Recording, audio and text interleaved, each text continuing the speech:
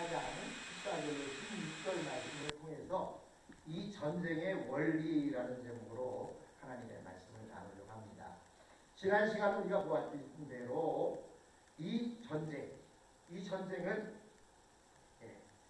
어떤 전쟁이었죠? 거기에 보면 이 전쟁은 요한계시록에 나타난 아마겟돈의 전투가 바로 이 전쟁이었다라고 이렇게 여러분들에게 말씀을 드렸습니다. 그런데 가장 무서운 전쟁이 벌어지게 되었을 때 드보라는 이스라엘 장수 바락에게 명령을 합니다. 우리가 읽은 본문에 보면 바락에게 말하여 자 가십시오 이렇게 되어 있는데 이 개정개혁 성경을 보면 이렇게 되어 있습니다. 드보라가 바락에게 이르되 일어나라 이는 여호와께서 시스라를 내 손에 넘겨준 날이라 이렇게 말하고 있습니다. 드보라는 바락에게 뭐라고 말해요?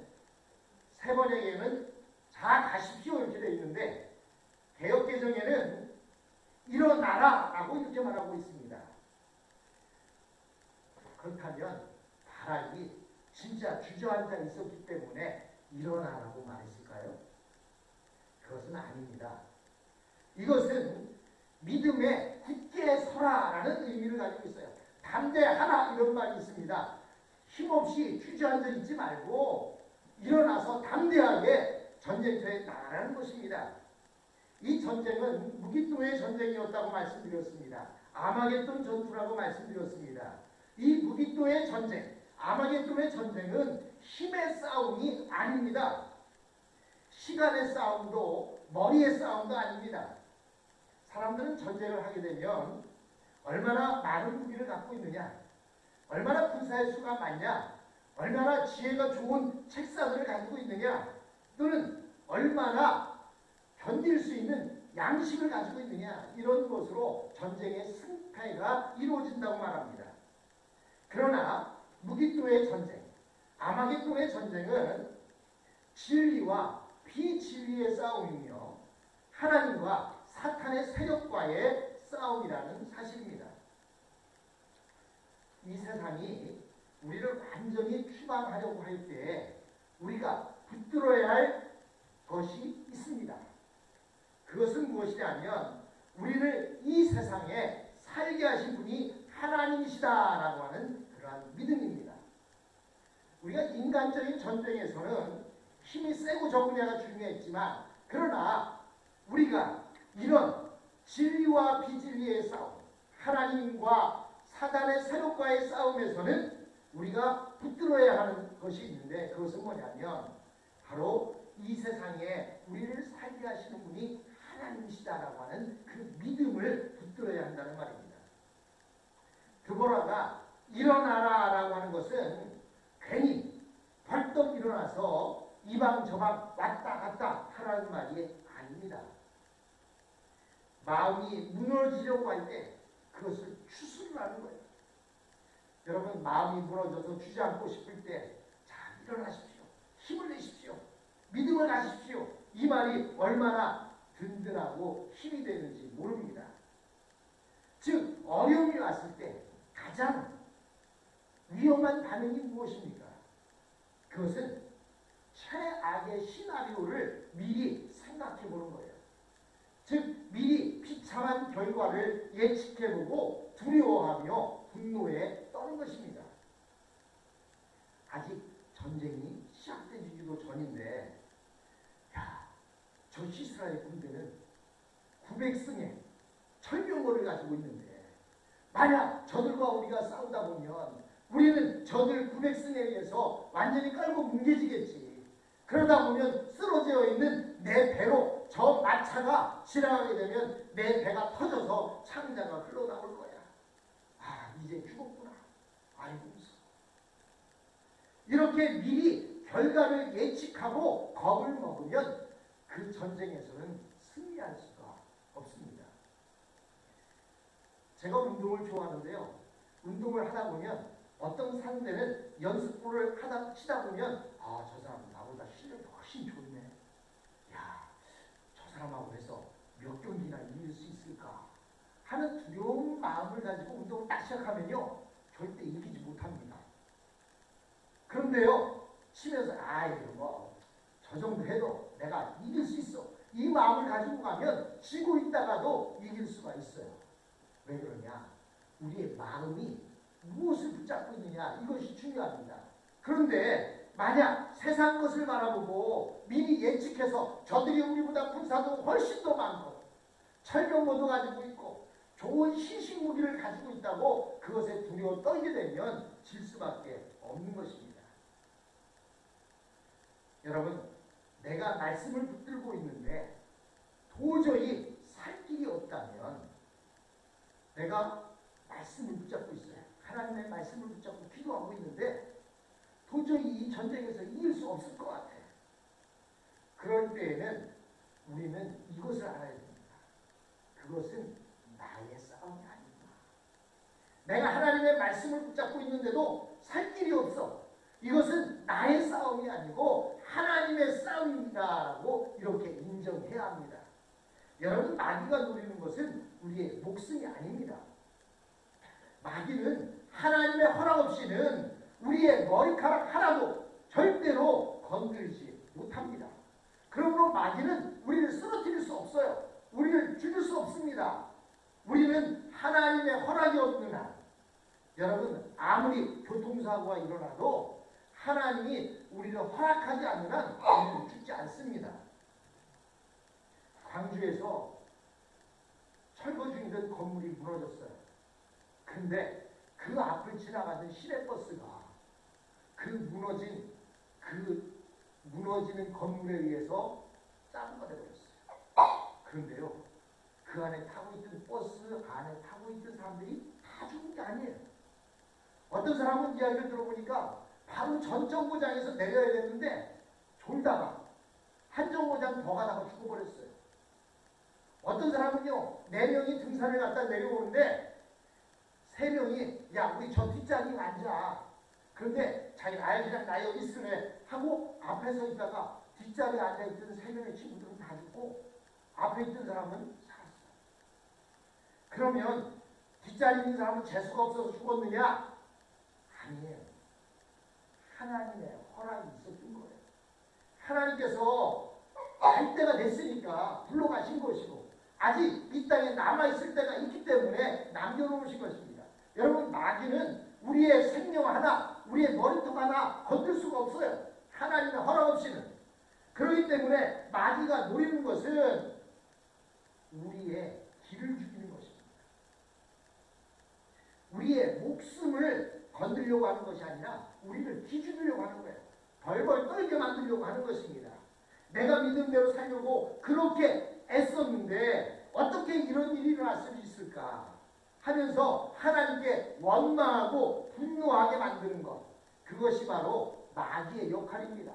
마귀의 뜻은 이간질하는 자라는 뜻을 가지고 있어요. 하나님과 우리 사이를 이간질하고 믿는 자들과 믿는 자 사이를 이간질하려고 하는 것, 그것이 바로 마귀의 괴계입니다. 믿음을 부끄럽게 만들려고 하는 것이 마귀의 목적입니다.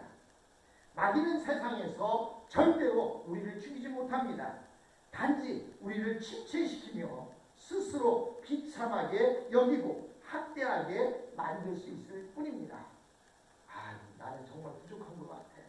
나는 정말 할 수 없어. 라고 그렇게 마음을 갖도록 만드는 것이 마귀의 역할입니다. 오늘 말씀에 보면 하나님께서 시스라의 군대를 어떻게 격파하셨는지 얘기가 나오지 않아요. 다만 뭐라고 나옵니까? 여호와께서 바락 앞에서 시스라와 그의 모든 병거와 그의 온 군대를 칼날로 혼란에 빠지게 하시매 시스라가 병거에서 내려 걸어서 도망한지라. 요 단어밖에 안 나옵니다.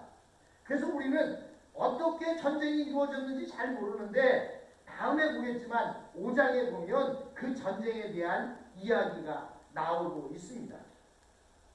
그들이 기숑 강가에서 진을 치고 있었는데 5장에 보니까요, 그 두보라의 노래에서 이런 말이 나옵니다. 그 기숑 강이 범람하였다는 얘기가 나와요.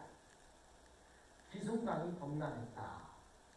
여러분 한번 생각해 보세요. 강이 범람하면 그냥 물만 범람합니까?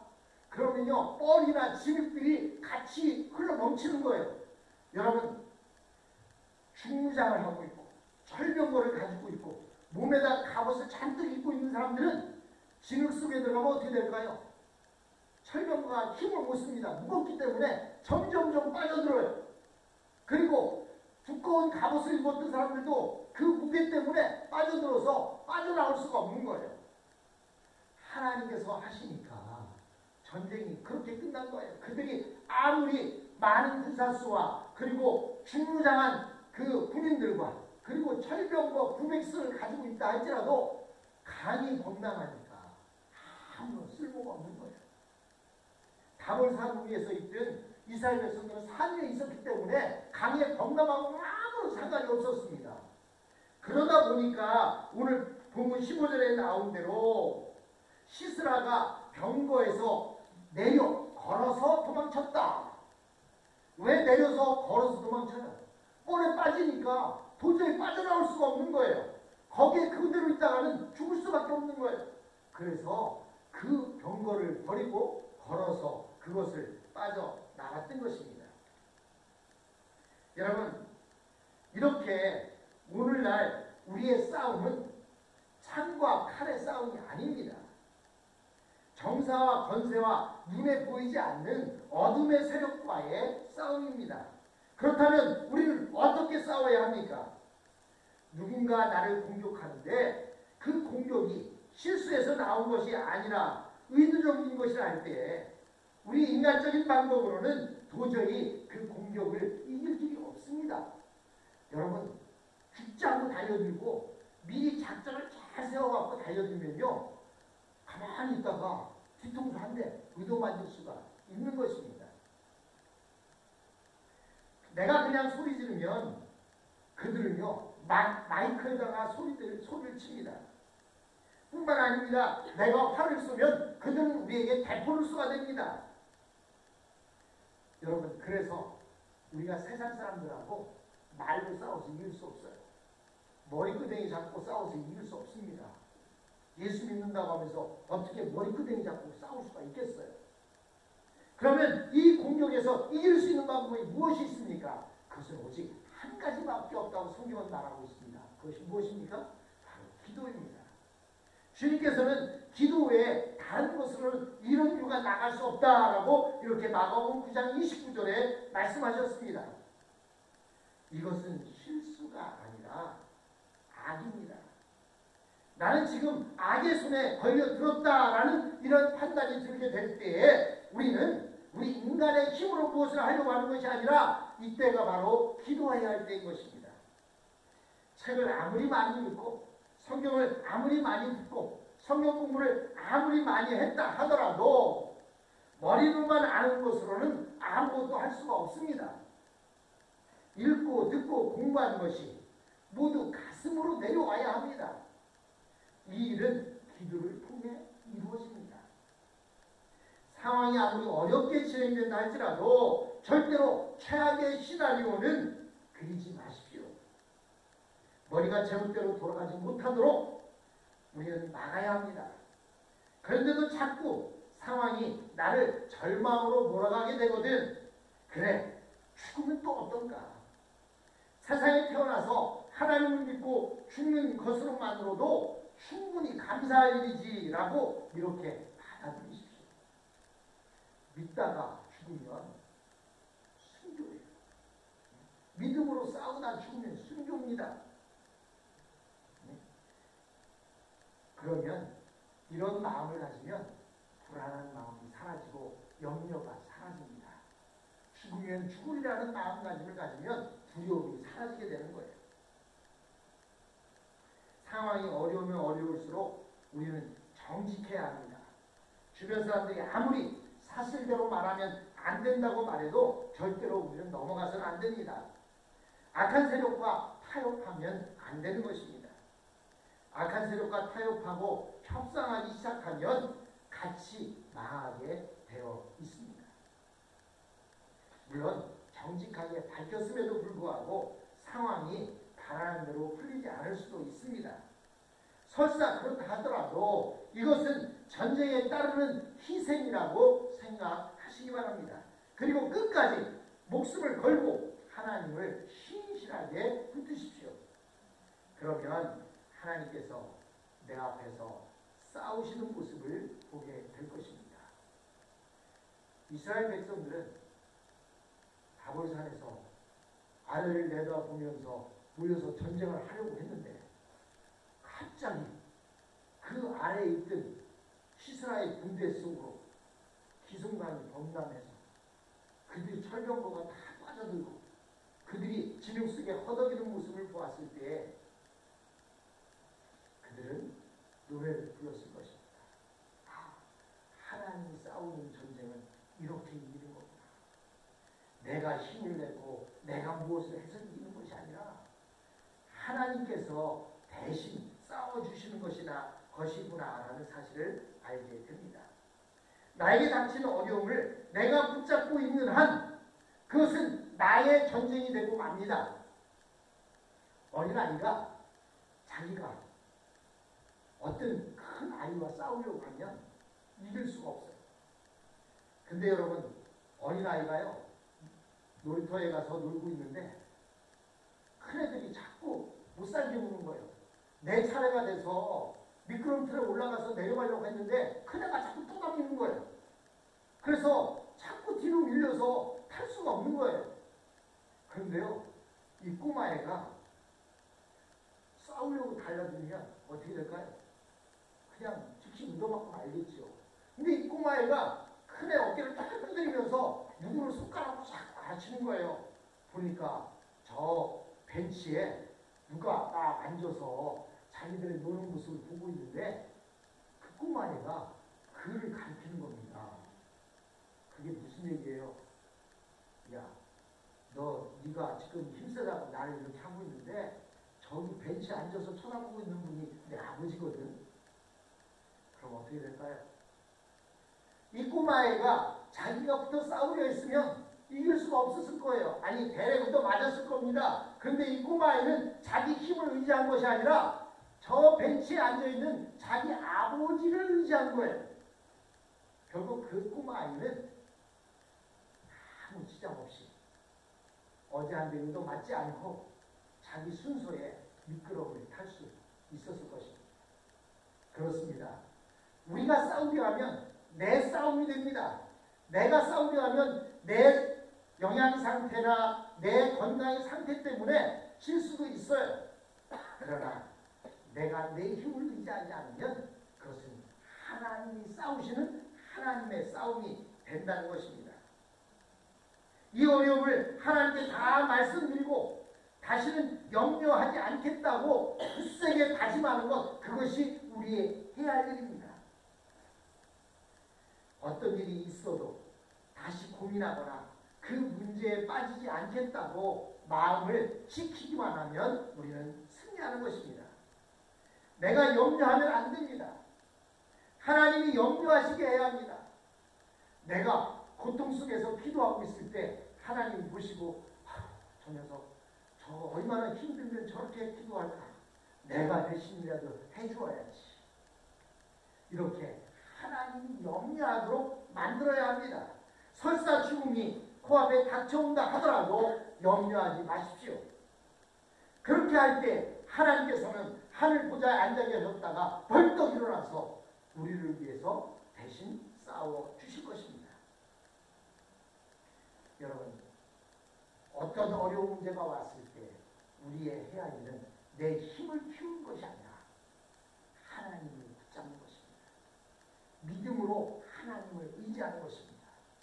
이 이스라엘 군대가 드보라가 바라기를 이야기합니다. 자, 일어나십시오. 이제 하나님께서 저들을 당신 손에 붙이실 것입니다. 여러분, 그때 우리는 힘을 내서 일어나서 하나님 앞에 기도하고